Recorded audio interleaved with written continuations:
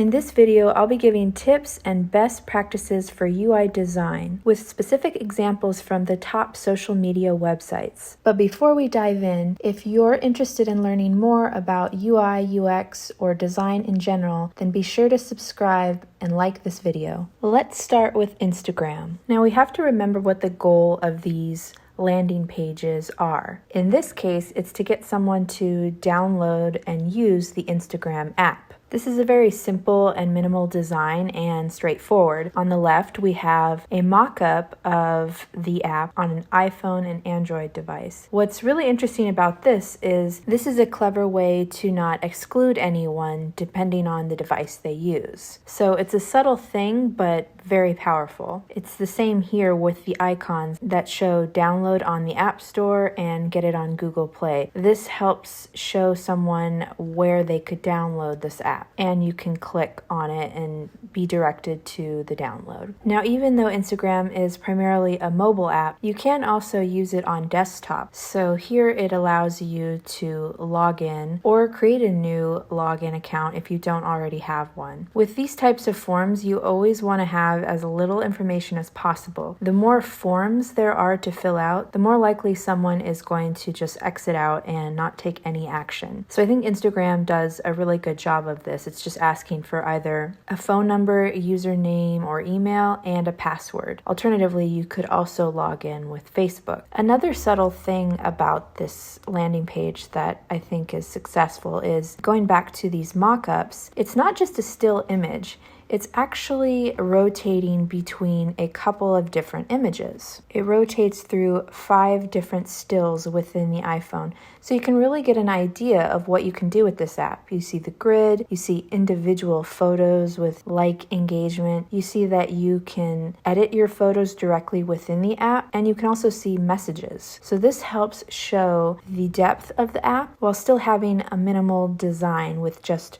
one image. It's a very clever idea. Now let's take a look at Facebook. Immediately, what strikes me about this landing page design is how on brand it is. Everything from the logo, the typography, and the color choice screams Facebook. Facebook is a lot more complicated than Instagram, as it's not just an app, it's also a mobile and desktop app. Compared to Instagram, there's a lot more forms here to fill out. We have the first name, last name, a mobile number, email, password, birthday, and gender. This information is a basis for someone to create their profile. If someone already has an account with Facebook, then they can just log in here at the top. This isn't personally my favorite design, but just because I don't like the design doesn't mean that it isn't successful. As I mentioned, it's very on brand for Facebook. Something else that I think is super helpful is this information here on the left, where it says connect with friends and the world around you on Facebook. See photos and updates, share what's new, find more. This is super helpful to give someone an idea in 3 bullet points what Facebook is all about. Your homepage real estate is really important, so everything you include has to have a purpose. If it doesn't tell someone more about the brand, what the product is, or bring them closer to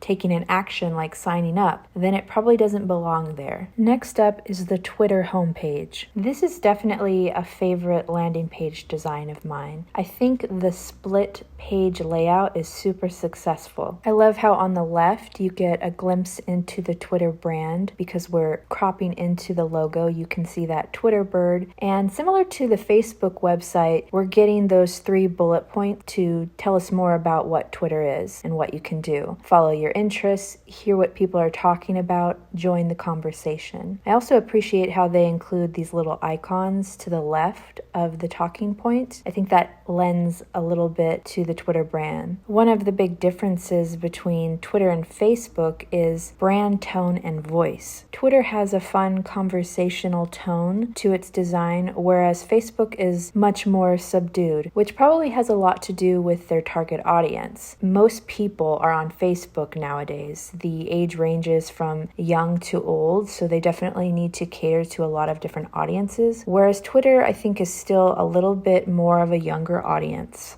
Then on the right of the landing page design, we have login information at the top if someone already has an account. But then we have this super simple design, a great headline, see what's happening in the world right now, and 2 call to actions, sign up or log in. Again, part of Twitter's brand is to be conversational, which is something that they're very successful at. If you look at all of the copy that's on this page, from the 3 bullet points on the left to that main headline, it's all very intentional. Even the text that says join Twitter today and the use of punctuation. Everything is intentional and very on brand for Twitter, but also great for conversion. So I think we can learn a lot from Twitter for best UI design practices. I also love the 2-toned monochromatic color palette. Of course, this has to do with the Twitter brand, but it's something to consider when you're creating your designs. Think about how you want to use color intentionally. I wanted to save the best for last, Pinterest. What I love immediately about the Pinterest website is how it circulates through 4 different screens. This is perfect because people use Pinterest for so many reasons. Some people use it to find healthy recipes that they want to make for dinner. Some are looking for ways to improve their house and maybe want some interior design ideas. There's so many reasons why someone will search on Pinterest, and not just for one, so they might actually use it for many reasons. You could argue that Pinterest isn't really a social media site, and that's true because it has a search element to it, which Instagram, Facebook, and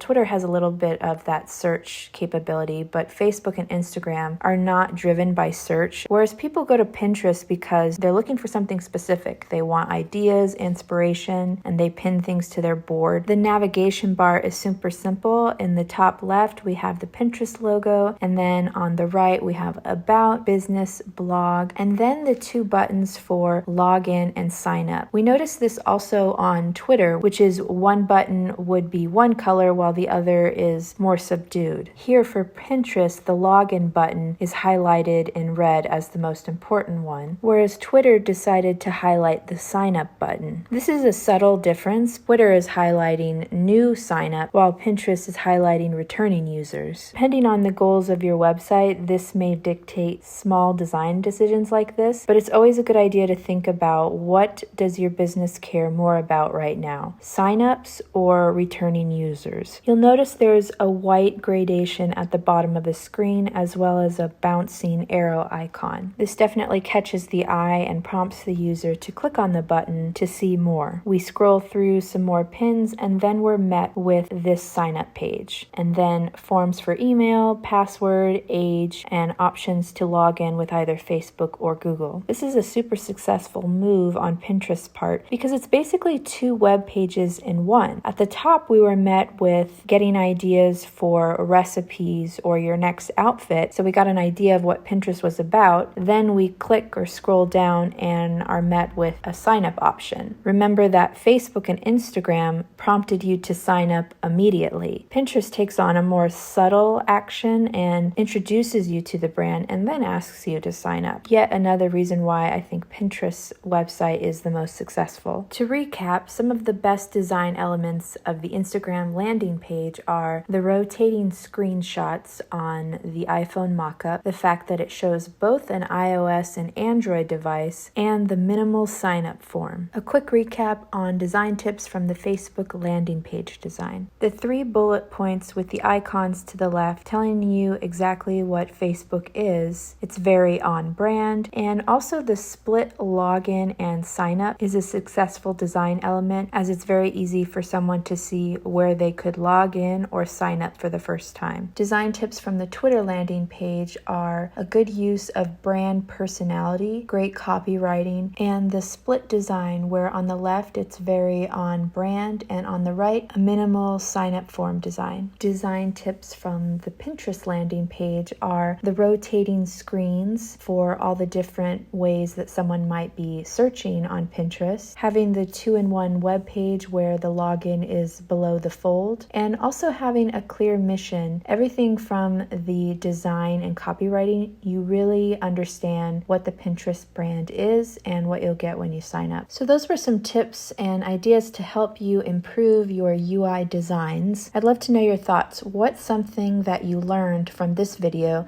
that you hope to use in your next landing page design? Leave a comment below and don't forget to like and subscribe for more.